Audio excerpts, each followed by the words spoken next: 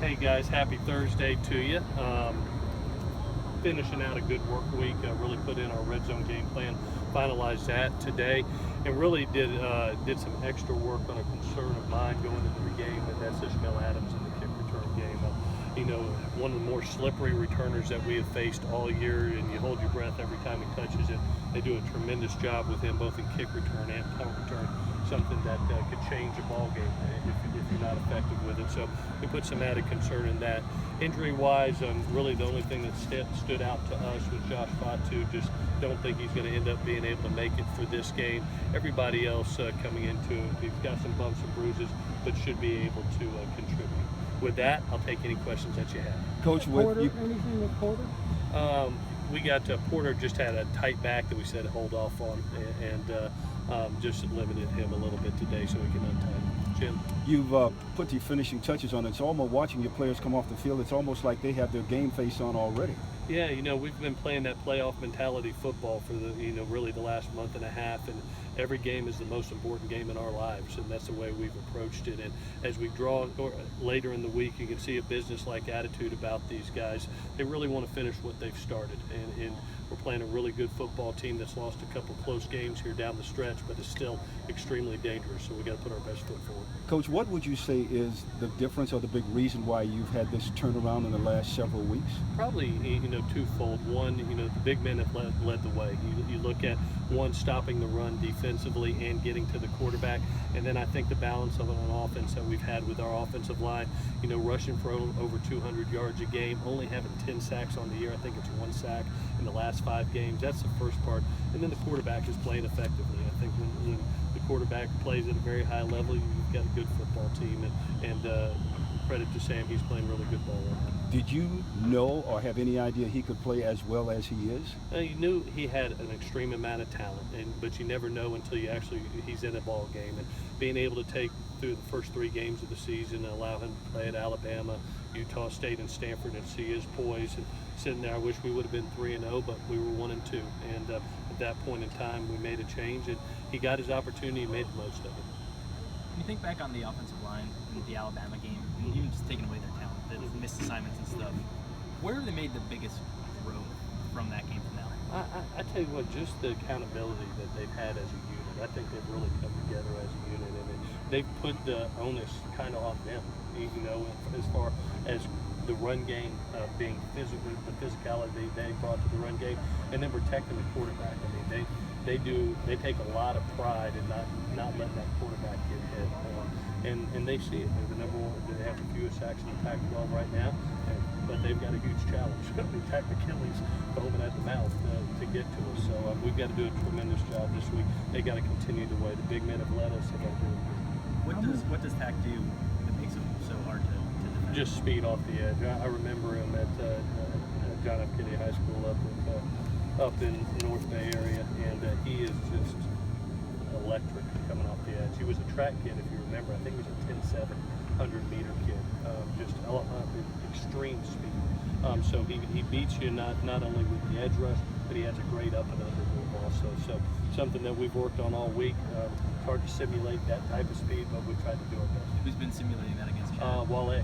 Wale has been done a great job. He's come over to help us. That's one of the reasons that we've gone against each other a little bit more this week. Not only injury, but the speed of the game that we're going to see, not only at the offensive skill positions, but from the pressure players also. Has he mostly been coming off the left side, like Chad's side? No, because they actually do back and forth. He's the weak side defensive end in their scheme, so he's always trying to get away from the tight end position. So both tackles will have to be effective in this game. You see the toughness that you guys will face? Yes, without question. Yeah, he's dynamic in just the amount of speed. You don't see a kid that fast off the edge. It's very, very unique.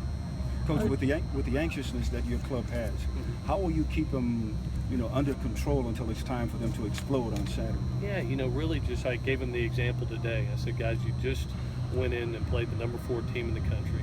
Hostile atmosphere in their stadium.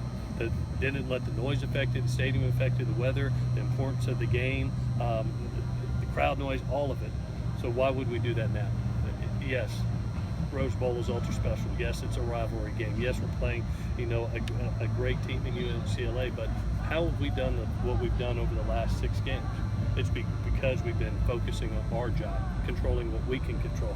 Not all outside, whether it's other games that are going on, whether it is a big rivalry. Just focus on our job, focus on our effort, and look at it in that way.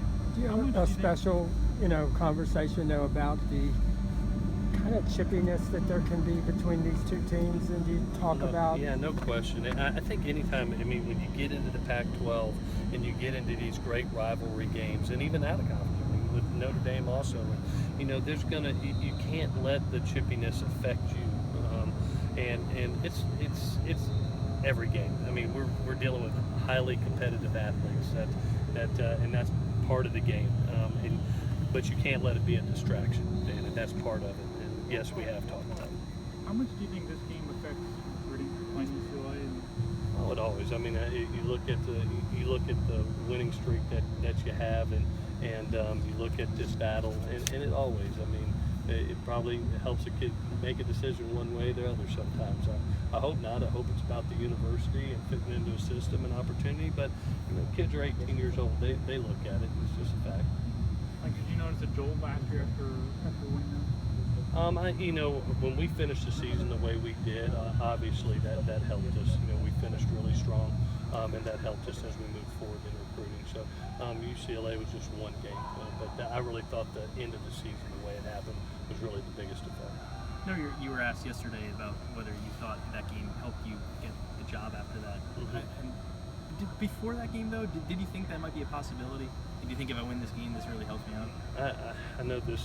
I know I've said it before, and I'll say it again. I really, that year was so concentrated on week in and week out of just doing the job. And if it happened, it happened. But and it's just like this. If you ever worry about anything other than winning ball games, helping these kids graduate, or providing a great experience for them, you're not doing your job. So in your heart, you hope it happens. It's one of the most special places on the face of the earth. But you better do your job. We're in a production-based business, and if you don't produce, then you're not going to get that opportunity. How much do you think this week's helped Justin Davis getting another full weekend? Oh, it has. I think him and Sed this week has really helped both of them. I think both of them are available to contribute. Obviously, Rojo will kind of carry the load, but I can see both kids coming in and helping us in the secondary manner. Let's do one more. I know Justin wasn't quite as sharp as he normally was last week. What percentage do you think he was that game? I don't think he was a warrior. You get to this part of the season, coming off a high ankle sprain, he's been out. Obviously, you're not 100%, but he was good enough to contribute, wanted to contribute, and did some great things in protection. If you go back and watch that film, him diving and cutting linebackers and coming through the A gap, and what he brought to the table in that physical moments of protection, he helped us. He contributed. And obviously, he's got a little bit. You can just tell he's got a little bit more trust on that ankle this week, as well as Sed does. We'll need both of them to get through this game. Alrighty, guys. Thank y'all so much.